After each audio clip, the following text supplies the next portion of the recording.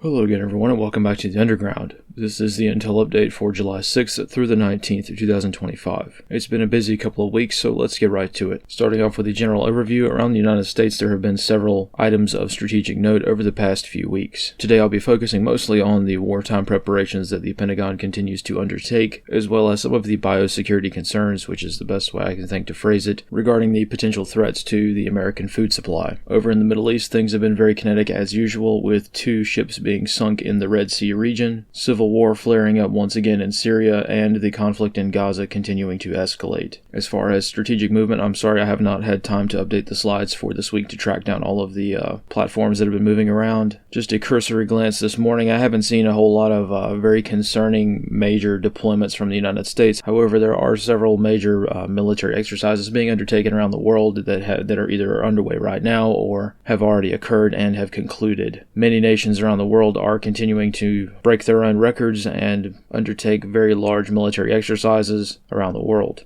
And in the American homeland, things are developing much the same. So starting off with the Southeast region today, let's briefly touch on what's been going on in Washington over the past few weeks. As everyone knows, it has been very, very busy, both in Congress and the White House. Things have been changing by the minute, so it's not really been very prudent to comment on things until things have kind of ironed out a little bit, but just very roughly touching on some of the things that may matter a little bit more than you might think. The 50% tariff on imported copper into the United States is scheduled to start in August, which is going to impact things in 2 main ways. For one, the most obvious impact is going to be copper prices skyrocketing, which is to be expected. Anytime you're going to tariff something that is a heavily imported good, you're going to have the price of that good go up quite a bit. However, when it comes to things like raw minerals such as copper, this is going to drive up a lot of copper theft. I'll touch on the reasoning behind this tariff in just a moment, because I think this will make a little bit more sense when viewed in the context of a national security issue, or at least I hope that's the decision-making process behind this and not just some other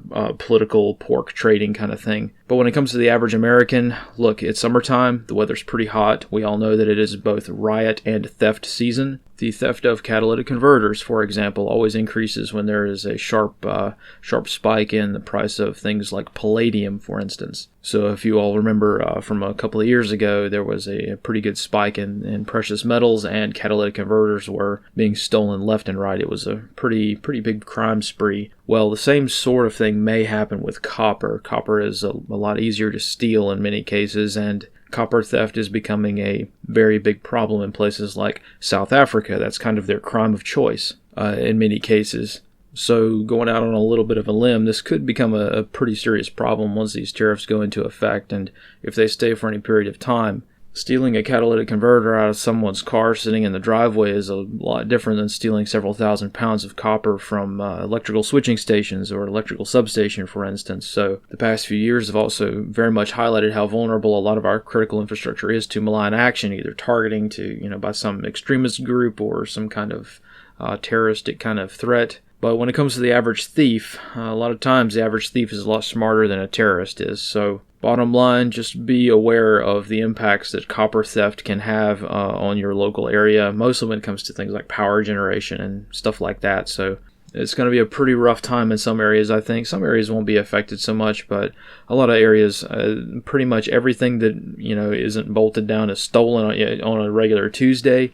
And increasing copper prices are going to make people come back with bolt cutters to get whatever is nailed down. So just something to be mindful of as we move forward. Also in Washington, D.C., the FDA has granted approval for the Spikevax vaccine for 6-month-old children to children 11 years old. So there's that. And also in Washington, the Epstein scandal continues. I'm sure a lot of you have already been inundated with a lot of this, but the latest information that we have so far is that President Trump has ordered the Department of Justice to release the grand jury files regarding Epstein's earlier trials. I'm not sure if it's all of his trial data or if it's just the grand jury files. Honestly, there's really no telling as to exactly what's going to be released. If we recall, after President Trump was elected, this was a huge part of the initial few weeks of his presidency just a couple of months ago. And the White House made a very big deal about President Trump signing orders to mandate the DOJ to release all these files, right? So it was this big press conference. This is all that was talked about by the White House for several weeks, right? But we all know how things go, so I guess we're just going to have to see if anything comes from this. My personal guess is that we're not getting the files. I don't think anyone is actually expecting a physical document to be released. Really, the general sentiment here is more abstract than wanting a specific paper copy of something. Most people just want to know who was involved in Epstein's network. That's the general gist of what's requested here. There's been a lot of manipulation with regards to what the American people actually want to see. But just to be absolutely clear, the sentiment right now is that the American people would really prefer to know who Epstein was trafficking people to and who was involved in this grand network. And pushing beyond that, they would really appreciate it if there was some kind of prosecutorial effort taken against the people who were clients of Epstein, right? So I just wanted to mention that just for posterity, just so that everyone is clear that as of, the late July 2025, this is the expectation. This is what is kind of on the table right now, and I wanted to state that right up front because I think that over the next few weeks we're going to see a lot more manipulation than we've seen so far. Even though we have talked about it for many, many years, and this has become kind of the rally cry for a lot of the corruption and very horrific things going on at the upper echelons of American society. Even though a lot of this has been talked about for a long time, I have a very sneaking suspicion. I've just got this gut feeling that this is about to become a very, very dangerous topic. And I think that this scandal, if it hasn't done so already, is about to highlight why it would be very wise to tread carefully. A lot of people have gotten really, really comfortable with the Trump administration and the things that they are allowed to say and discuss, and I think that caution is probably a wise move. I hate to be all mysterious like that, but I think that there's more to this issue than meets the eye, which is very obvious, to be honest, but there are now many, many indicators that suggest that this story isn't exactly over yet, and I don't think that this operation has reached a conclusion just yet. So, despite what the White House wants us to do, we will continue to focus on not just Jeffrey Epstein, but also all of the other operations that are currently ongoing. This is not just about Jeffrey Epstein. This is just the one sort of rally cry that people have to sink their teeth into, really, with regards to some of these types of operations. But yeah, we're just going to have to keep an eye on it, let it develop, take notes, and don't forget what happened. And speaking of national security concerns, the Department of Defense has also been moving and shaking a lot the past few weeks. A few days ago, SOCOM issued a duty to warn in the state of Florida regarding the potential targeting of former service members for their efforts in Iraq and Syria. I saw this notice floating around on social media a couple of days ago, and just to kind of quell concerns just a little bit, these duty to warn notifications are a lot more common than you might think they are. It's just that this one's a little interesting because it's kind of a blanket statement, meaning that they probably have a word of some kind of threat against retired service members in Florida or people who are kind of out of the game. They probably picked up some chatter on social media, but they don't have any specific threat in mind, so and no specific person was named, so they probably just sent out a general blanket notice just to make everyone aware that things are pretty hot. And of course, Florida being a very heavily militarized state, a lot of retirees down there, a lot of service members end up retiring down there. The CENTCOM headquarters is located in Florida. It's a pretty big military state, right? People may not think of it that way, but it is. So yes, this is concerning. It's something to be aware of, but really there's not a whole lot more to it than that.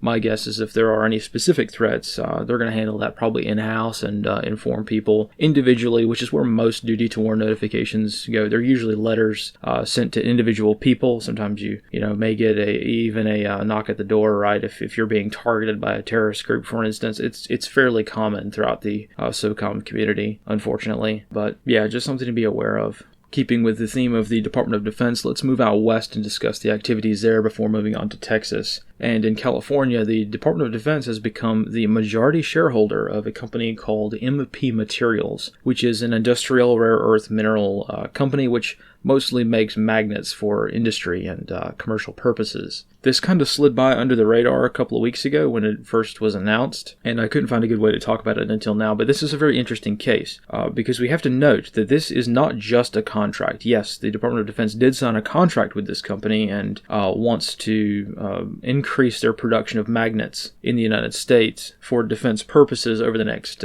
10 years, I think. However, this is not just a contract. This is the Department of Defense purchasing shares in a public company so that they are the main shareholder. That's interesting. Essentially, they're buying the company, right? More or less. They're now the majority shareholder of this public company, which is very, very interesting. That's kind of a new development from the Department of Defense. They've done this before, I'm fairly certain, but it does go to show what the DoD is focusing on now, which is disconcerting a little bit. By and large, the bottom line up front, so to speak, with regards to what the DoD is doing is the Pentagon is now starting to very seriously invest in domestic production of things. This goes back to what I mentioned about the copper, right? Why would you want to put a tariff on imported copper? Copper is used to make munitions, bullets, right? And if you're going to go to war with a country, you don't want to have your bullets made with materials from that country, right? So the Department of Defense has really kicked into high gear efforts to increase domestic production of things like steel, precious metals, rare earth minerals, right? We've heard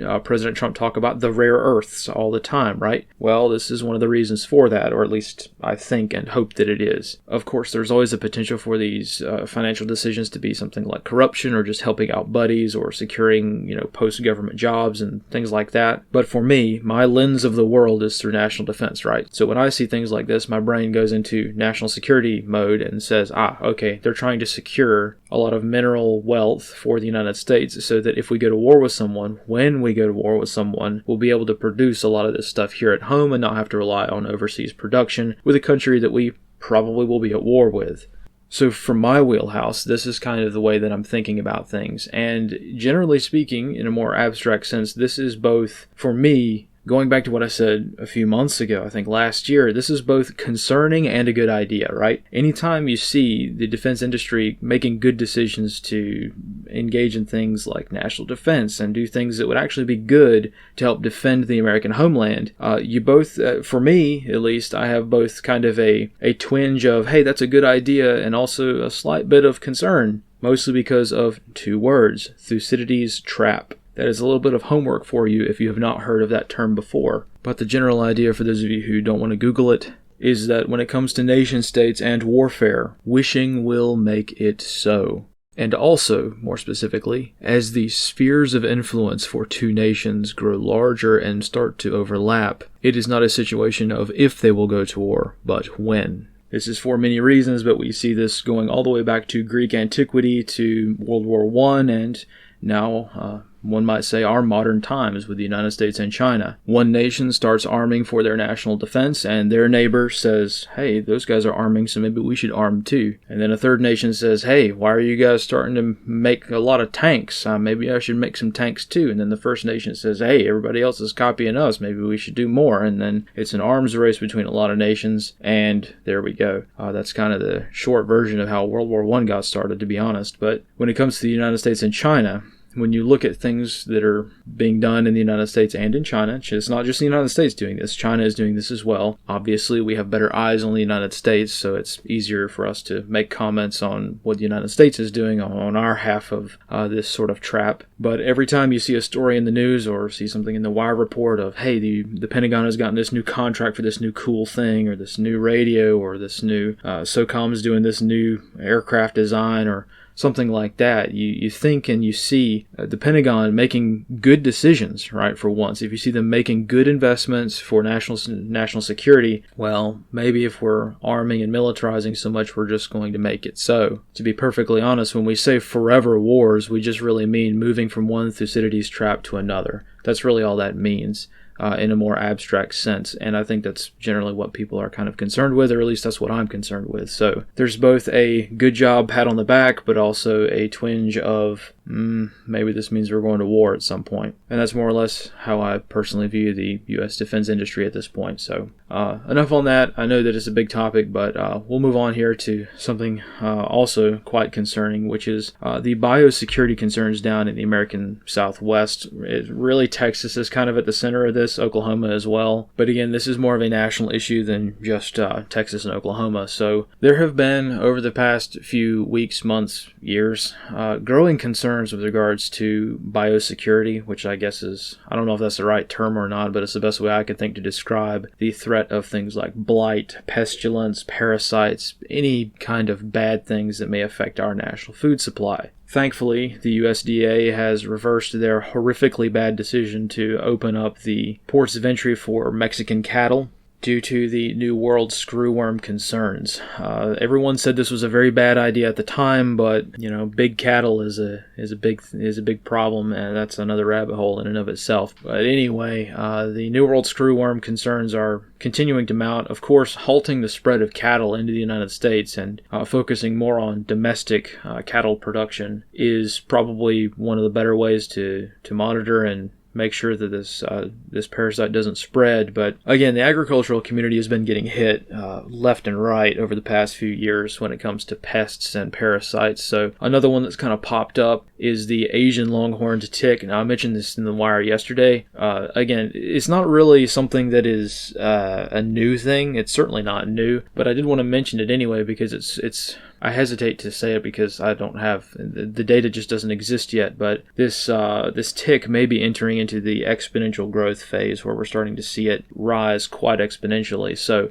again, this tick was first discovered in 2017 and spreads a bunch of diseases, but mostly ones that kill a lot of cattle. A few universities have been monitoring it and trying to kind of get a hold on it and trying to see how bad it is over the past few years, but over the past couple of months and couple of weeks, really, a couple of universities have really been raising the alarm bells because they're trying to conduct a lot of surveys, and the very unscientific initial results are that it's pretty bad. So as we can see, these ticks are spreading like wildfire everywhere from Texas to Ohio and Pennsylvania. This is most certainly not something that's in my wheelhouse at all, but I did want to mention it because of the national security concerns, which kind of is what I do. So like I said in the wire yesterday about this, it is really, really easy to, when any kind of biological threat or potential biological threat comes up, it is incredibly easy to stoke fear and panic. But I did want to mention it because this is kind of an important thing to keep an eye on. Of course, always being aware of the context that these kinds of threats pop up all the time, right? Whether it's some kind of blight that was smuggled into the United States by a Chinese student, or some kind of tick that is swarming cattle herds around the country, or some kind of Carillion death ray. In the world of biological threat concerns, there is always some kind of doom and gloom, impending, world-ending disaster. So I don't want to make it out to seem like this is some kind of new, oh my gosh, freak out right now kind of thing. But it is a concern to be aware of because there's just not a whole lot of focus. You would think that after the COVID years that there would be this massive push in the CBRNE community to focus on the B, right? The biological threats, and to kind of really examine what went wrong. What if COVID was way worse than it was? Well, from what I've seen, there really hasn't been that level of frank discussion. There's been a lot of people talk about, okay, well, the social freakouts that happened, right? There's been a lot of that, but nobody's really sat down and said, what if this was a legitimate bioterrorism thing? At least not in the open world. There hasn't really been a whole lot of frank discussions on that, but I don't know. Maybe people just want to kind of forget the COVID years and move on. But either way, this is kind of in the same vein of people not really wanting to pay attention to this sort of thing, even though it is kind of a pretty big concern. So the alarm bells are being raised by various universities on the subject, so I thought I would touch on it at least, and hopefully mitigation efforts will be undertaken and we can kind of tamp this one down once again. But again, this is just another way of highlighting the larger issue, which is that when it comes to biological threats and things like that, I don't think we've really learned our lesson over the past few years, and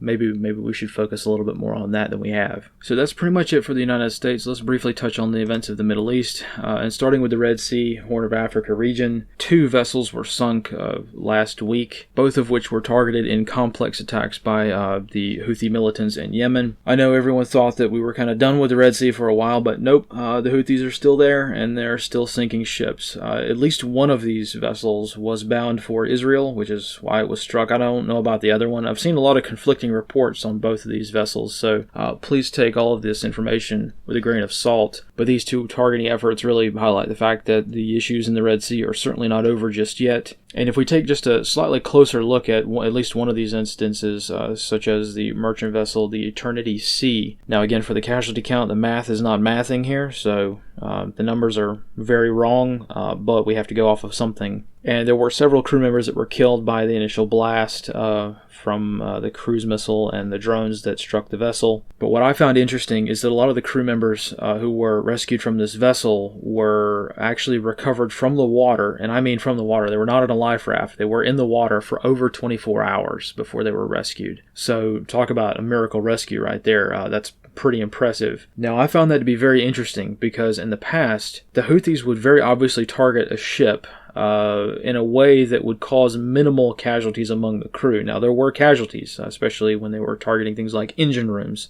So engineers down below deck would often get killed by strikes on commercial vessels. But as much as people may not want to think about it, the Houthis, when this thing first started, they did take some efforts to not anger the world too much, right? By just going after the ship itself. But I think with the Eternity Sea, this may not entirely be accurate anymore.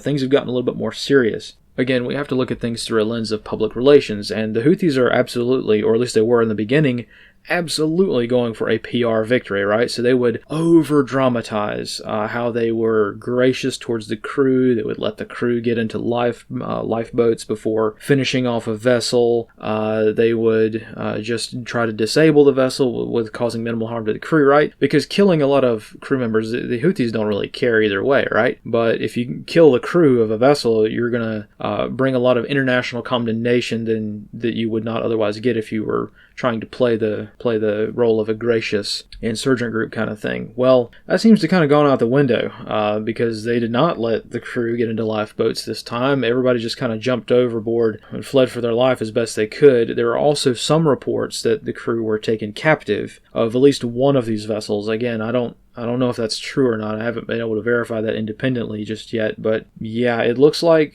the Houthis are starting to not be so PR-minded anymore, and they're just striking vessels, especially ones bound for Israel, that are a lot more brutal, I guess, than efforts they took in the past. So again, we may not want to think about details like this, but again, the world of international shipping, this is a big money industry, right? I know it may not seem like it, but you've got private intelligence firms, producing $250,000 intelligence reports on this crisis, right? And there's a lot of money, very big money in shipping, and they are taking note, right? The fact that crew members were in the water in their life jackets for over 24 hours before being rescued, from a survivability perspective, that's going to be a very, very big risk now. And I think that that's probably going to cause a pretty big wave throughout the maritime survivability search and rescue community, because that's a very interesting statistic and data point. It probably won't matter to most people, honestly, but these little details that kind of stand out to me with regards to these sinkings. So we shall see if any sort of shipping increases throughout the Red Sea.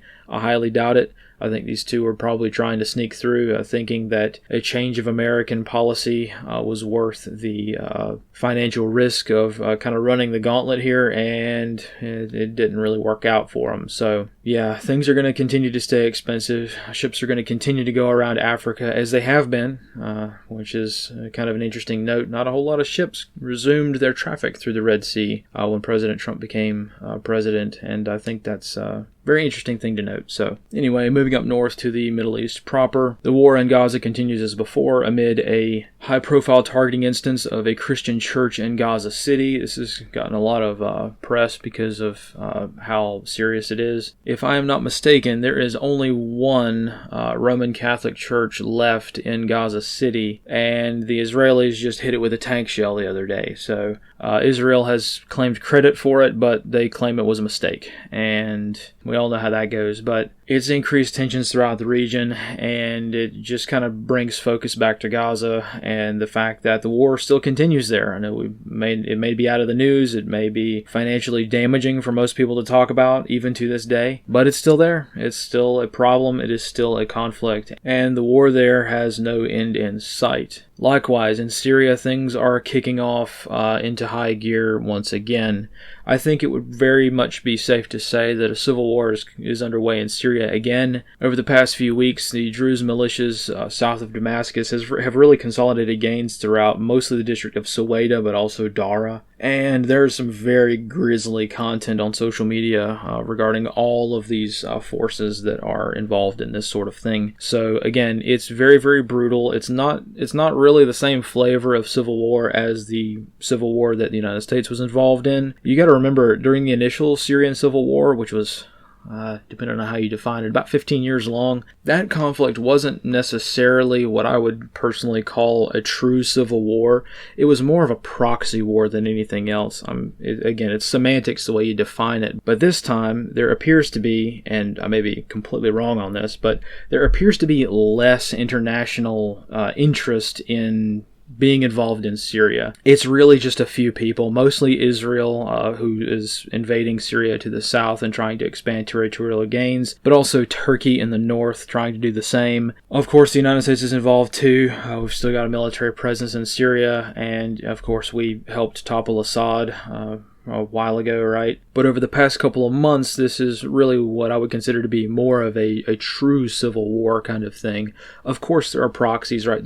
A lot of Druze tribes are proxies of Israel, right? This is very, very plain to see, right? When Israel is striking the Ministry of Defense in Damascus to help out the Druze militias down south in Suwaida, that's kind of clear at that point. But not all of them, right? So Syria is, again, a very complicated place. It is a very, very hard conflict to describe. But this time around, you're going to see continued brutality from either the Arab Bedouins, who are going to be targeting the Druze militias, from the Druze militias who are targeting the Arab Bedouins, the Syrian government, Jolani's forces, whichever forces he's been able to, gather around himself and his administration to kind of basically just hold Damascus. That's a tenuous task as well. And basically the Syrian situation is more or less just a wash at this point. Both Israel and Turkey will, without question, take advantage of this fray to basically just let a lot of militia groups kill each other to the point to where they can just come in and mop up forces and take more terrain. Israel in the south and Turkey in the north. It's a lot more complicated than that, but in terms of an American audience, this is pretty much the only thing that anyone would probably care to notice. As far as what this means to the rest of the world, I don't really know what the impact is going to be too much. It's just that anytime there's a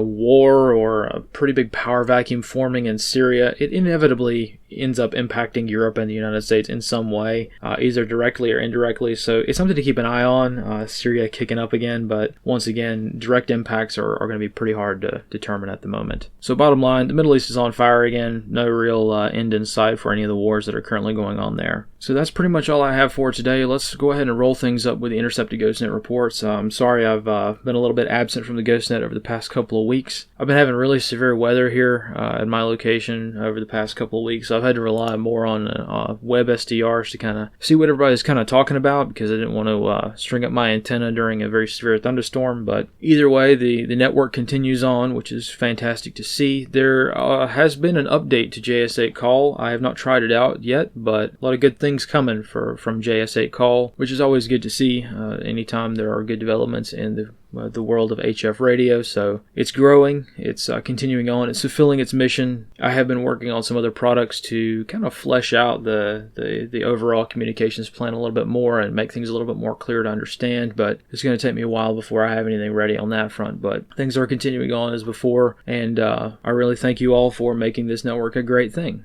So that's all I have for today, everyone. Here are the sources as usual. For those who don't know, all of these sources can be found on my Obsidian page, sorted by the day. This goes for my wire reports as well. Most of the platforms that I publish the wire reports on heavily penalize links, so that's why I have just one URL at the end of the wire report, so you can go and check out the sources for that day. It's kind of a logistics thing. I wish I could just, post all the links in the report itself, but you guys know how it goes. Most platforms nowadays don't like external links linking off of their website, so it makes it hard for the reports to kind of get out there. But either way, that's how I kind of handle the research for the moment. But yeah, that's pretty much all I have for today. Thank you guys all for sticking with me. Thank you for all of your support over the past couple of weeks. Just trying to keep moving forward and taking things one day at a time. And I guess that's pretty much the best we can do these days. So thank you guys again for all of your support, and I'll see you next time. And as always, fight in the shade.